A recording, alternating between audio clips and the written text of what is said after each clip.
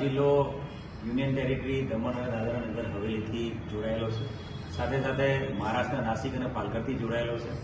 ગુજરાત એક try state છે અને પ્રોહિબિશનની કોઈપણ પ્રકારની પ્રવૃત્તિ ગેરકાયદેસર છે અને એ પ્રવૃત્તિ અટકાવવા માટે આવનારી 31મી ડિસેમ્બરને લઈને રેન્જ આઈજી પ્રેમવીરસિંહ સાહેબના માર્ગદર્શન હેઠળ વલસાડ જિલ્લા પોલીસ સજ્જ છે.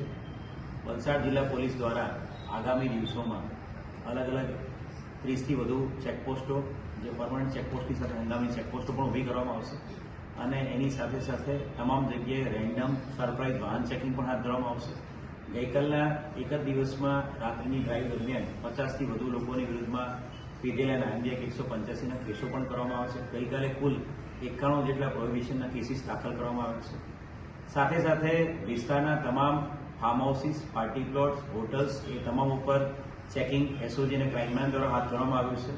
કોઈપણ પ્રકારની પાર્ટીની મંજૂરી વગર કોઈપણ જગ્યાએ જો પાર્ટી કરવામાં આવશે તો જે તે વ્યક્તિ વિરુદ્ધમાં ગુનો દાખલ કરવામાં આવશે અને કોઈપણ પાર્ટીમાં જો કોઈપણ પ્રકારના નશીલા પીણાનું સેવન કરવામાં આવશે તો એમાં પણ ગુના દાખલ કરવામાં આવશે.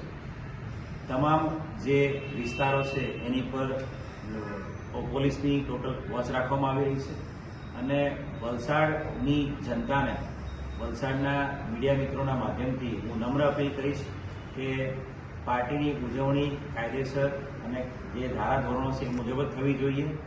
દારૂ પીને ગાડી ચલાવવાથી આપના દ્વારા કોઈને એક્સિડન્ટ થઈ જાય તો એનું મૃત્યુ પણ થઈ શકે છે.